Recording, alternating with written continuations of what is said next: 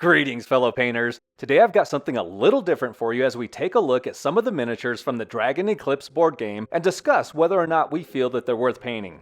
I've had this idea that I would like to start unboxing new games as I get them and share my thoughts about how excited I am to paint the various miniatures in the game, or share my disappointment if I think they suck. I was recently fortunate enough to get my hands on some of the prototype miniatures for Dragon Eclipse, which were sent to me by a board game content creator and all-around awesome dude. And since I have these in my hand while the game is still available to late pledge on GameFound, we can also discuss whether or not this game is worth purchasing through crowdfunding from a miniature painter's perspective. The maker of the game, Awaken Realms, has no idea who I am, and I have never communicated with them. So I guess we'll see if I'm even allowed to do this. I think we should be good though. When looking at these miniatures, I'm basically considering just two things. First, I'm looking at the sculpt itself to see if it inspires me and gets my creative juices flowing. Interesting features like something the miniature is holding that can be a light source for OSL, or a creative and dynamic pose can go a long way to getting me psyched for the upcoming brushwork. I also tend to prefer smooth features that are conducive to layering with paint as opposed to heavily textured surfaces. The second thing that I have to consider is the game art. When painting characters for board games, I generally try to maintain continuity between the illustrated game art and the piece that I'm painting. Even with an awesome looking sculpt, if the color palette for the character is dull and lifeless, I find myself less motivated to paint it. I do enjoy taking creative license with some painting projects, but for board games, I prefer to stay relatively close to the source material.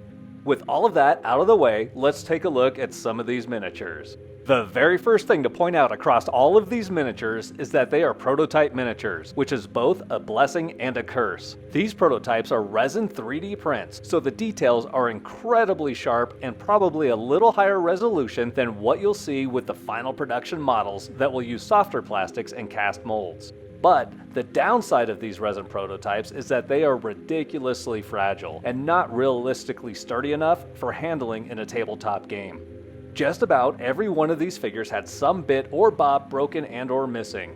I was able to get the fragments that were available glued back in place, but some of the pieces were nowhere to be found. This is not something that you'll have to worry about in the final production. I'm going to begin with the models that I find myself the least interested in painting, and will wrap up with the creatures that I'm most excited about. First, Furwing is one of the coolest creatures that I've ever seen. He looks so solemn and calm, but you know he'd rip you a new one if you effed with him. I love the claws and powerful looking forearms. The details and texturing are amazing, but that's also where it fails for me. This guy is basically a giant pile of texture. This is perfect if you prefer a slap chop approach to painting because of how fantastic that style works on heavily textured miniatures. If slap chop isn't your thing, you could also try dry brushing up some layers, starting with a very dark base layer and dry brushing up through your midtones and highlights. That's the approach that I'll probably take with this guy. Shade washes also worked very well on heavily textured minis, so a typical base shade highlight method would be fine to use also. Initially, I thought Bulb looked about as fun to paint as painting up a tree stump terrain piece, but he does have some cool details going on, such as that little bird nest on his right shoulder, and I think that there's supposed to be a butterfly on his left finger. Orange and green are colors that work well together, as seen in his character art here, so I may come around on this guy. Plus, having extra details in place on the final model, like the rest of the leaves around his face, can only improve the overall appeal of Bulb. I do not think that little leaf is supposed to be moving like that. That is freaking me out, man. How is that moving and not falling off? I think I will quietly move along now. Putting that miniature anomaly behind us, Darkentail is a hellhound thing that looks like he could be a creature out of Stranger Things. It's odd how cutesy some of these minis look and how aggressive others appear to be, like this guy here. I found a screenshot from the digital version of the game which shows that he should be mostly purple and red. I think it looks okay. It's interesting that his head is basically a skull, which adds an area of interest and a nice focal point for the piece. He'll probably be the last miniature that I end up painting though. Now we're getting into characters that have some more interesting features going on. This tiny golem is called Golomo, and he has some flame effects in both hands that will be perfect for creating some OSL. His card art does look a little boring though, with green flames and a completely brown body. It would be more interesting to do 2 different colored flames if he has the capability to use different effects. I found another piece of game art that looks like it could be Galomo with some yellow and purple effects on his left and right sides. And then there's this piece of art which shows him possibly holding 2 different colored flames. So this little guy could have quite a bit of potential for some interesting paint schemes without having to stray from the game art.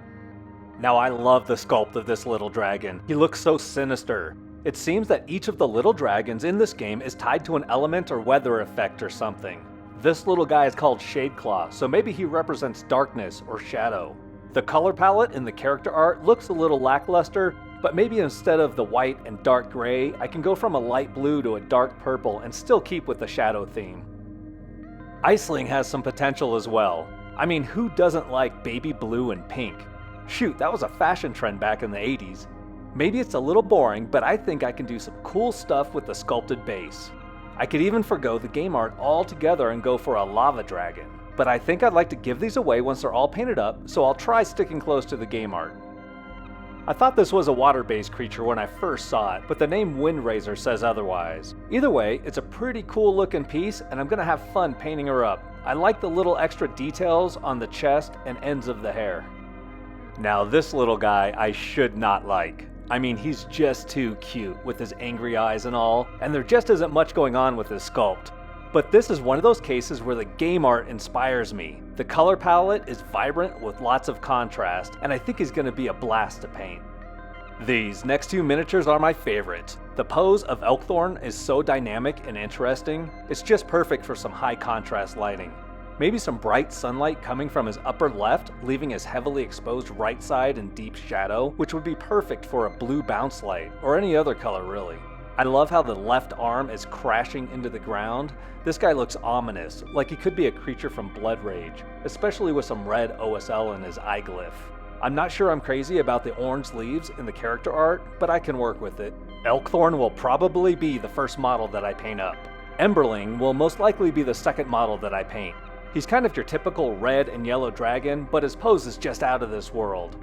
He's got his tail wrapped around a dark purple dragon egg, he's breathing fire onto the ground in front of him, and those features are what's supporting him, completely airborne so that it looks like he's flying. I think if I choose a blue or green flame instead of an orange flame, it will make for a great OSL effect to take things to the next level. Since the late pledge for this game is still open, the question is, should we, as painters, back this game?